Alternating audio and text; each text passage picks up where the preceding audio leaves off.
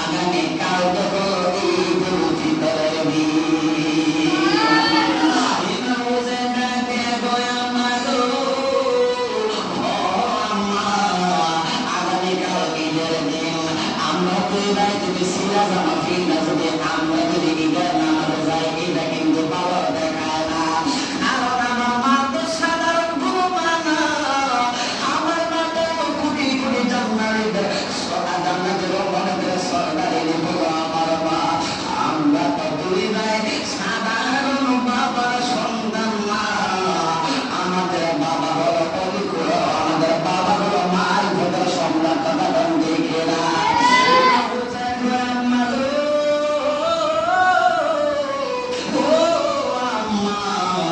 আমরা দুই ভাই সাধারণ মার নাতি না, সেই বদলে না বানাইলে আল্লাহ কোনো কিছু সৃষ্টি করবেন না। যিনি হলেন দুজাহানের বাদশাহ, ওনার নাতি হলাম আমরা। আমরা যদি ঈদের নামাজে তারা যাব দিল্লা যায়, এইভাবে সমাজে তারা দেখায় না। ইমাম হুসাইন মা ফাতেমাকে ধরে বাবা রে, ও বাবা, আমরা তো হলাম গরিব, আমরা কিভাবে তোমার জামা কিনে দিব? আল্লাহ তাআলা গরিব সাজলেন। হযরত ইমাম হুসাইনকে ধরে এবং মা ফাতেমা চিন্তা করে, আমি যদি ইমাম হুসাইনকে ইমাম হুসাইন যদি আমি এখন বলি ইমাম হুসাইন আমাদের তোমার জামা আসবে না, তখন ইমাম হুসাইন কষ্ট পাবে। তখন দেখলাম ইমাম হুসাইন রাত্রি ঘুমায় কান্না করলো। ইমাম হুসাইন হাসান কষ্ট পাইলে আমার নবী কষ্ট পাইবে রে বাবা। আমার নবী যদি কষ্ট পায় আমার আল্লাহ কষ্ট পাবেন। তখন ঠিক কিনা ঠিক কিনা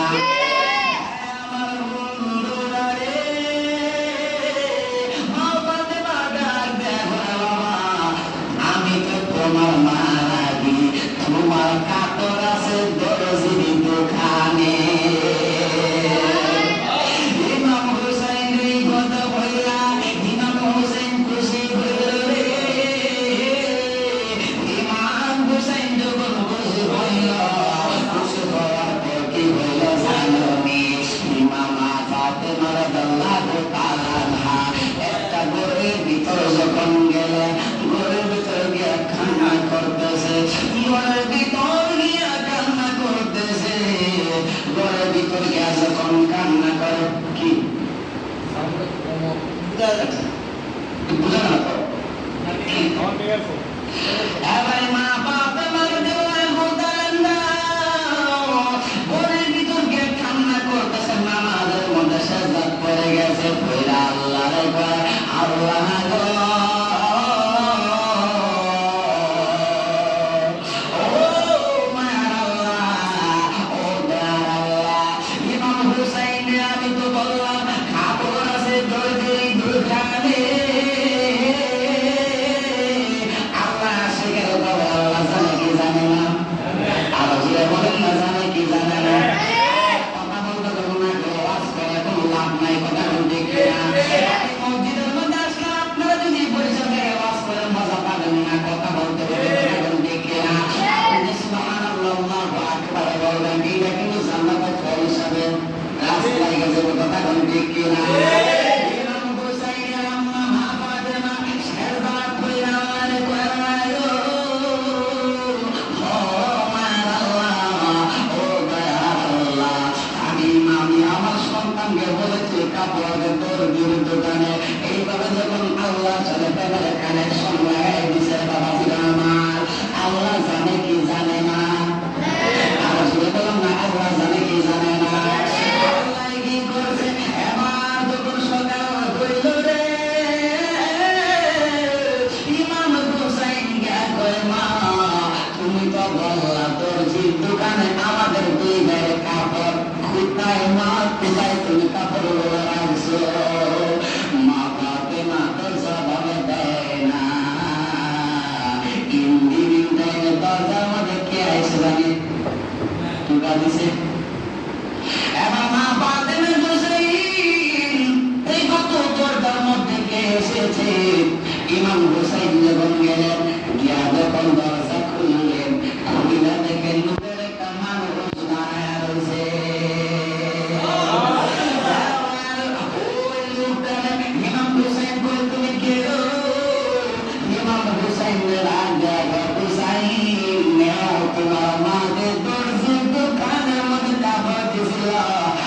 ওই দর্জি তোমার কাপড় লইয়া আইছি।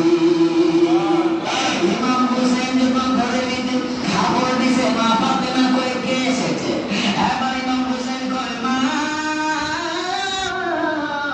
ও আমার আম্মা গো, তুমি যে দর্জির দোকানে কাপড় দিছিলে কাপড় লইয়া আইছি। ইমাম মা ফাতেমা আশ্চর্য হয়ে গেল, আমি তো সান্ত্বনা দেওয়ার জন্য বলেছি, আমি তো হোসেনকে সান্ত্বনা দেওয়ার জন্য বলেছি, কে কাপড় নিয়ে আসলো? এবার যখন জামাত যখন করলেন, জামাত এখানে কালার আরেকটা হলো সবুজ। এবার মা ফাতেমা করে হোসাইন, ও হোসাইন তুমি কোনটা নিবা? হোসাইনে কয় মা, দুইটা জামার মধ্যে লাল জামাটাই ভালো লাগে। আওয়াজ দিয়ে বলুন না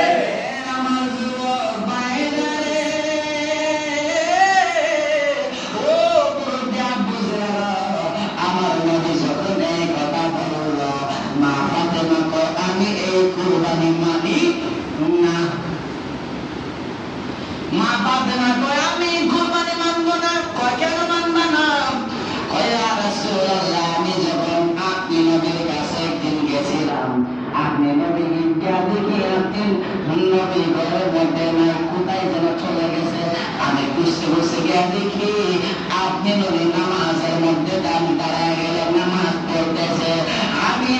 আমি মা ফাতেমা দেখলাম আপনি নবী সেজদার মধ্যে পড়ে 1 ঘন্টার করলে 10 মিনিট না 5 মিনিট না পুরোপুরি 1 ঘন্টা আধা ঘন্টার মধ্যে আপনি পড়া কি সিলানে বইলা কান্দেছে। বাবা দেন করে রাসূলুল্লাহ নবী গো, ও মায়ের নবী, আমি যখন আপনি নবীরে দেখলাম আপনি নবী চোখের পানি পড়ায় কি জানে পড়ে, তখন আমি একটু শোনার চেষ্টা করলাম। আমি শুনি না দেখে আপনি সুবহান রাব্বিয়াল আ'লা বলেন নাই, আপনি নবী সুবহান রাব্বিয়াল আ'লা বলেন নাই, আপনি শুধু বলছেন রব্বি হাবলি উম্মতি উম্মতি বইলা। আমি আমার হুসাইন রে একটা শর্তে কুরবানি দিতে পারি, কি শর্ত? ওই রাসূলুল্লাহ নবী গো, ও মায়ের নবীজি, ও মায়ের নবী, আমার কুরবানি যদি আপনার উম্মতের নাজাতের জন্য হয়, তবে আমি আমার হুসাইনের কুরবানি দিব। আমার নবী কয় মা ফাতেমা, ও মা ফাতেমা রে, আমি নবী বলে দিলাম হুসাইনের কারবার ময়দান থেকে প্রত্যেকটা শহীদের রক্তের বিনিময়ে, প্রত্যেকটা শহীদের রক্তের ফুটার বিনিময়ে আমি কোটি কোটি উম্মতকে বিনা সাথে জান্নাতে লয়ে যাইব।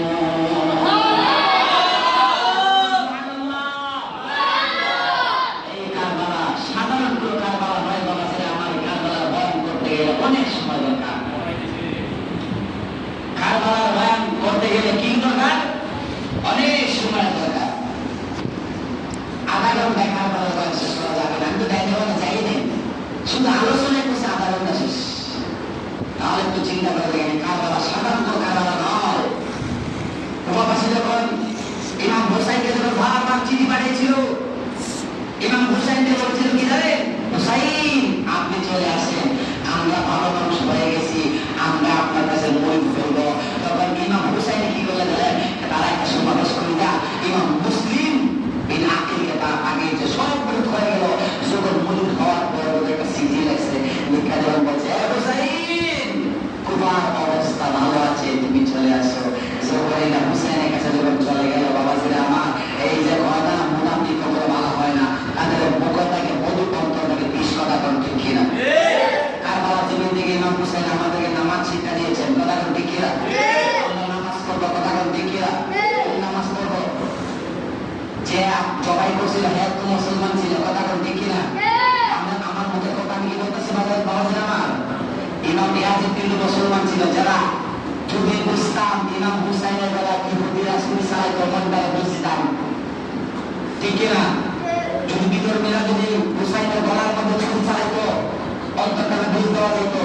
কিন্তু এমন একজন লোক ইমাম হুসাইনের গলার মধ্যে ছুরি চালিয়েছে, যে লোক নিজেও নামাজ পড়ত, দাঁড়িয়ে আসতো, টুড়িয়ে আসতো।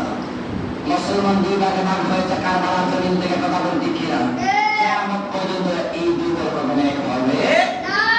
যারা আজকে ইয়াজিদকে রহমাতুল্লাহি আলাইহি বলে ইয়াজিদকে দোষী বানাতে চায় না, সব ইয়াজিদের গোষ্ঠী হওয়ার, কথা বলতে কিনা? ইয়াজিদ রহমাতুল্লাহি আলাইহি ইয়াজিদকে কাফের বলা যাবে না। কাফের বলা পুরো না, সমস্যা নাই, আমরা বলবো, কথা বলতে কিনা? হুসাইনি সৈনিক যারা, তারা কখনো ইমাম বিক্রি করে না, প্রয়োজনে বলা দিয়ে দেয়, কথা বলতে কিনা? আমার একটা প্রশ্ন, আলী আসগরকে নিয়ে যখন ইমাম হুসাইন যখন কারবালার জমিনের মধ্যে যখন গেছিল, কারবালার জমিনের মধ্যে যখন বলেছিল আমাকে একটু পানি দাও, আমার সন্তানের জিহ্বা গলা শুকিয়ে গেছে, একটু পানি দাও। আপনারা একজন ওলির নাম তো খাজা আলী বেনাওয়াজ, আপনারা চিনে গেছেন না? উনি কি সাহাবী? নো, উনি সাহাবী নয়। উনি কি একজন ওলি? উনি কি সাধারণ একজন ওলি? ইমাম ওলি, ওনার যুগে কি জানি আয়না সাগর যখন রাজার কাছে বক্তব্য দেখে পানির